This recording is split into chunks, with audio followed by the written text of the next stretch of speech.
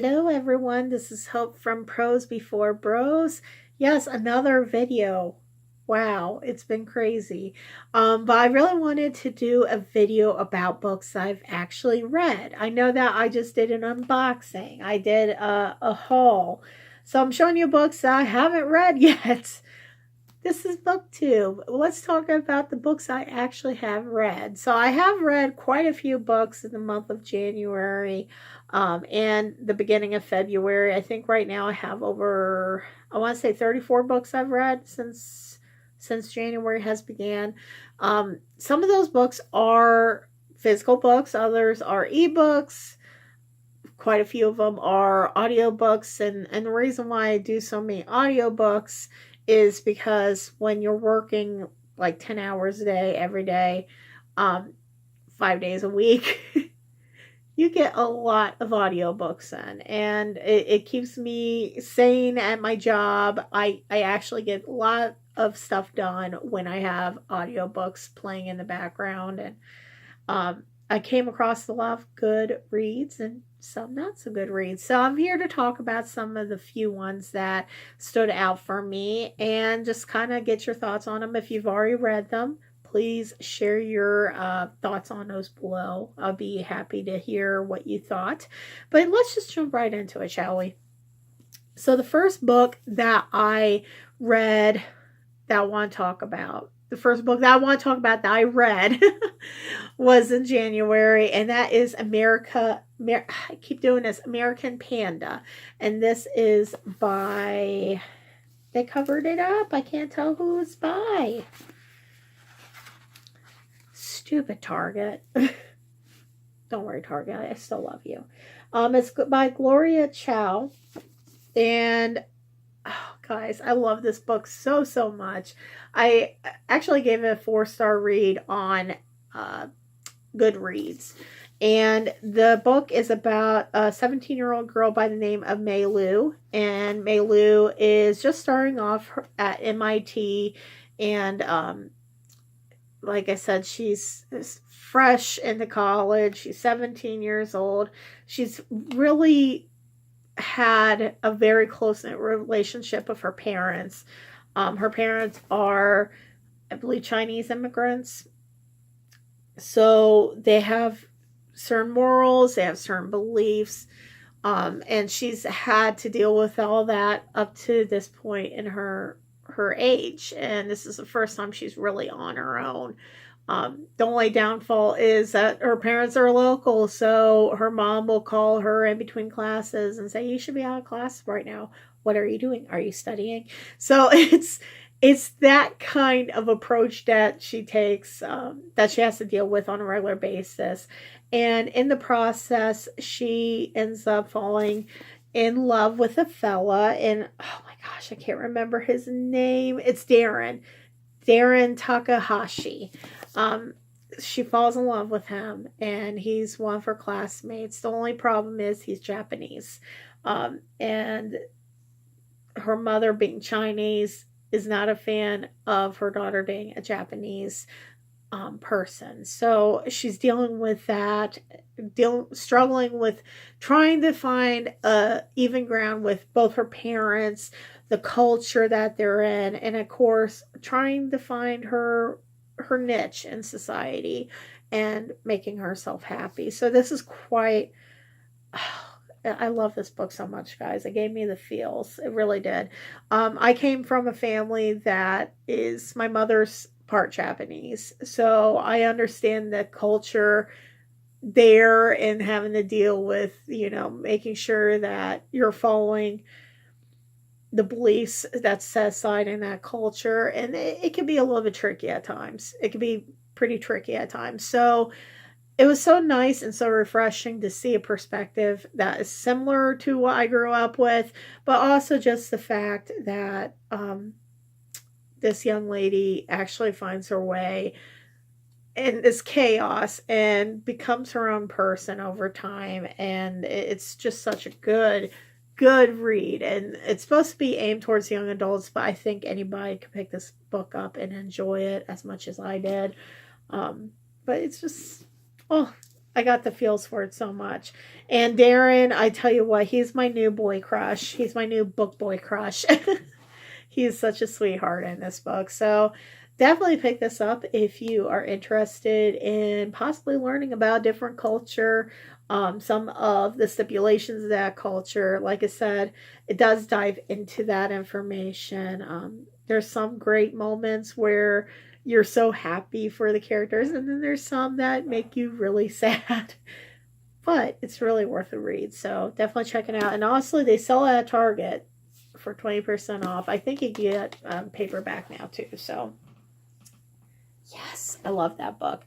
The next book that I really enjoyed, and I actually think I gave this 4 stars as well on Goodreads, but book has been on my radar for about a year. I've been trying to get to it for almost a year, and I finally got to it. And that book is The Radium Girls, The Dark History of America's Shining Women by Kate Moore. So this is what the cover looks like. And I picked this up on a whim because, what was it? I'm trying to remember what caused me to want to read it. I think it was like a documentary I saw online about these women that worked inside a factory that made the glowing dials of the 1920s, like started early 1900s up to 1920s. They made the glowing dials for watches that soldiers would wear during World War One, to see in the dark, to see what time it was, and to, I think they had to do some sort of military exercises, so they would use that to count time as well. And during that time, it's a really interesting background. If you just check the Radium Girls online, you'll find slews of things out there, and it really was the turning point of workers' rights, particularly women's workers' rights in the United States and across the world, actually. So these women were paid essentially to go into these factories and paint these dials, and they're painting it with glow in the dark paint, which was radium at the time. Let's just be frank. So radium is obviously very poisonous. Back then they didn't think it was, and they actually made drinks and put it in their food, and it was just it was a dangerous compound to be using. But these women would go into the factories and they would do this lip tipping, where they take wish I had one of my paintbrushes up here. They take the paintbrush, the tip of the paintbrush, and make it into a point paint with the radium, and then keep doing that. And over time, they were essentially poisoning themselves. And they were called the glowing women. And they would go home and they would literally glow in the dark because they'd be covered with all this radium powder that came from the factories. Some of them would actually, joking around, paint their lips, paint their teeth. It was just something that they did, and they didn't realize at the time that they were slowly killing themselves. Very tragic story. But this book is actually written by a British author. She had done, I think she ran into the same documentary I ran into, actually, and decided that she wanted to write a whole book on it. So this book is part historical fiction, but part biography, if that makes sense. So she writes to some degree as a person. Like at the very beginning, she'll write about one of the main characters, and it's actually a character that really did exist in real life. So she'll write just like she's in the perspective of that character, and then over time she'll switch over to this biography style. I really enjoyed this book. I was expecting it to be a little bit dense because of the biography side, but I was really captivated by it the whole entire time. I didn't lose interest, which I was expecting I would lose interest at some point. But this book is just amazing. And if you're a history buff, you'd like it too. So it covers quite a few different people, and this is some of the victims that had suffered. Some of them got cancer, and some of them had tumors, and they were losing their teeth, and eventually they lost their jaws. And one poor woman, when she died, I believe she was approximately 56 pounds when she died. She just withered away. Here is one example here. I don't know if you guys could tell or not, but this is actually a growth off a chin of one of the women that had suffered. And oh, this book, you felt so bad for the women, but also it just, there was parts that just made me so angry, because what ended up happening is these women weren't able to work anymore, and this was around the Great Depression.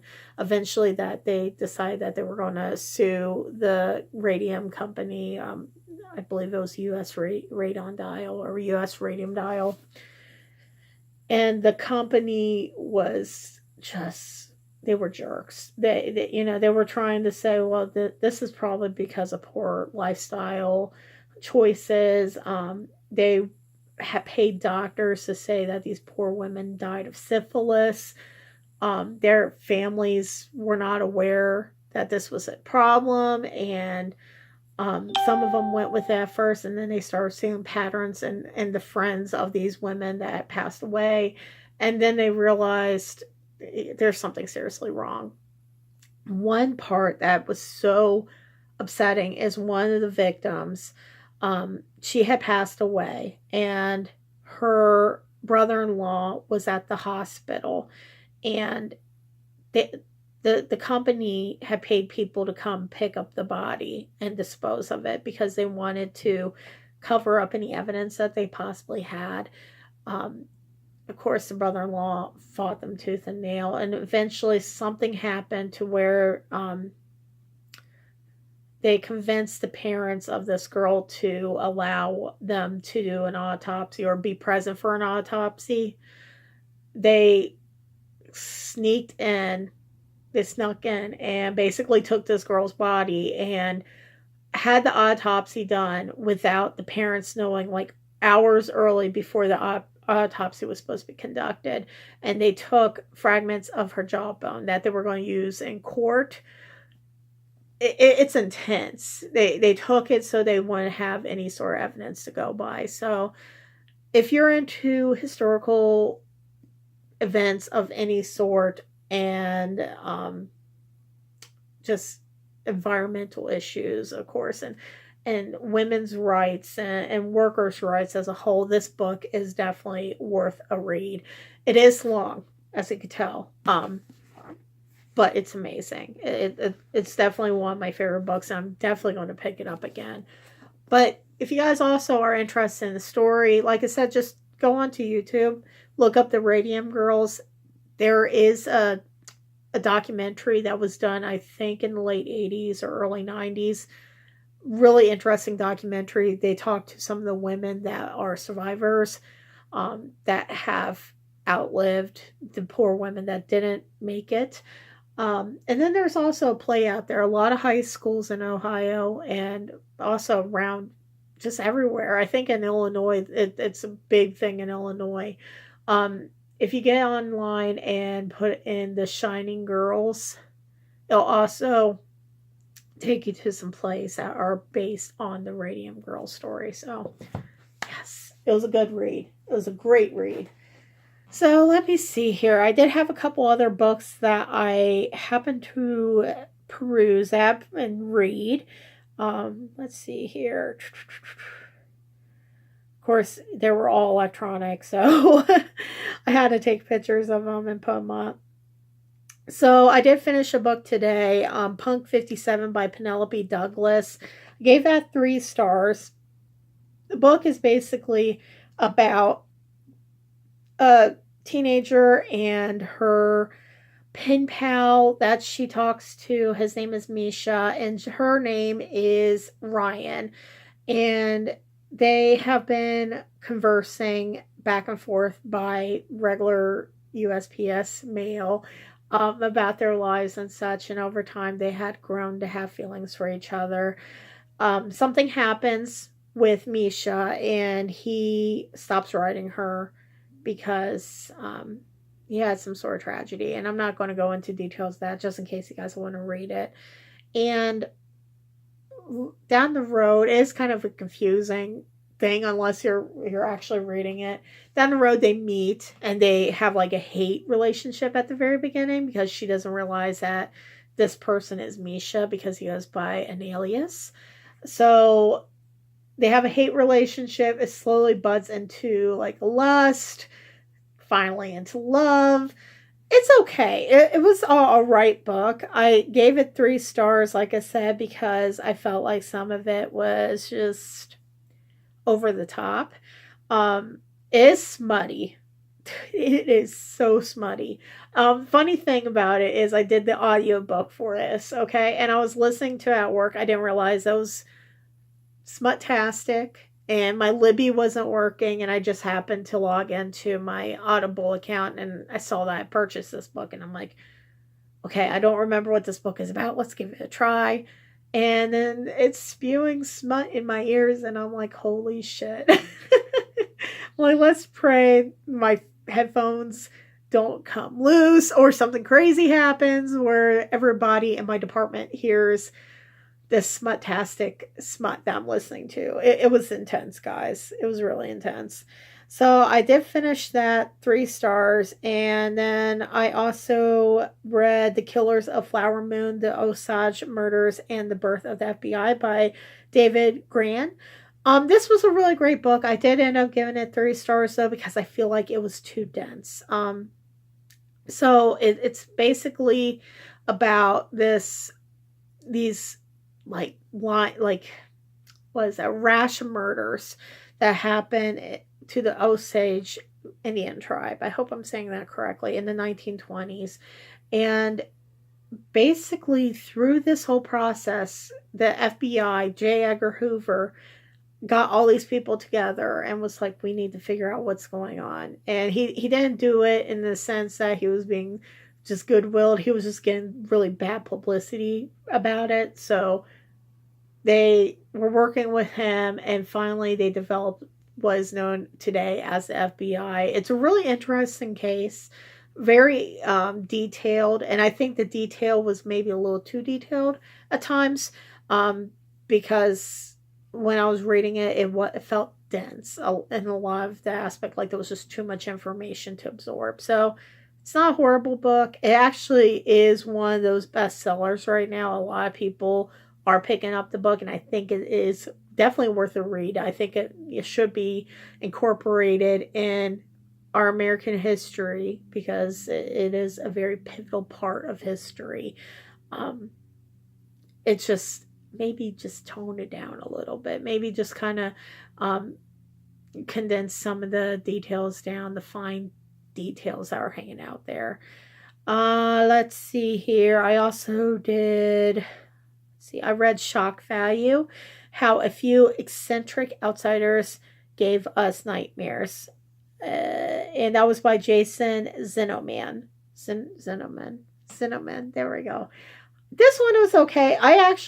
I'm surprised I did this. I put 4 stars on here, but I would give it a 3 star.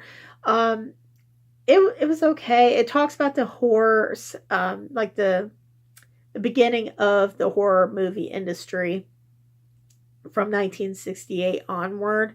So briefly talks about Night of the Living Dead. It talks about George Romero, who I'm a huge fan of. And it talks about Wes Craven. All these classic demigods of horror movies. I'm sorry, I'm a horror movie junkie. You guys are going to learn this over time. So it talks about just all these movies that were done in the late 60s up to the 80s and their impact on society. One thing that kind of bummed me out, and this again is probably just because of that genre and the time frame it was set, it just felt like it was kind of, I don't know, it was demoralizing for a woman in that time. And I think it was just that time frame, but I wish they could have focused on something a little bit more. Like there was the scene where they were talking about a lot of the conversations that are brought up in this book are the death of women, these very violent endings to women characters. And I wish that they talked a little bit more about the women in like these horror movies that overcame the obstacles. So like Jamie Lee Curtis in Halloween. Obviously, she was a heroine in herself. She was able to overcome the serial killer. So I just kind of wish they discussed that. It seemed like they were focusing too much on death of women and just not enough on the women that actually survived these terrible situations with serial killers and monsters. So I wish that it gave a little more resonance to that. And then another book that I finished up was The Beatles, the biography. And I'm seeing a theme. I've been reading a lot of biographies lately by Bob Spitz. I gave that 3 stars as well. It was okay. There were a few things that I personally didn't care for. I felt like the book was very heavily focused on John Lennon, and yes, he was very pivotal to the Beatles and their success. He was the founder of the Beatles. Um, he was matriarch, so to speak, or patriarch, whatever. We're just going to take. He was the leader. He was the leader. Let's just keep it real. But he was like the head person that oversaw everything. Besides Paul McCartney, who came in a few years later before the Beatles were in. So I felt like that was kind of a disadvantage. They didn't really talk about um, George or Ringo in that case. They talked bits and pieces about George and bits and pieces about Ringo, but I could have used a little bit more. It was very heavily involved in John, and then some of Paul, but nobody else. So that was kind of disappointing. I wish that I think that was a missed opportunity with the author. Another thing I didn't like about this book is some of the things were just unnecessary to talk about. It seemed like it was basically something that the author derived from opinion and not by fact. He was talking about John Lennon again and his relationship with his first wife, Cynthia Lennon, that many people aren't too familiar with unless you are a Beatle junkie like myself.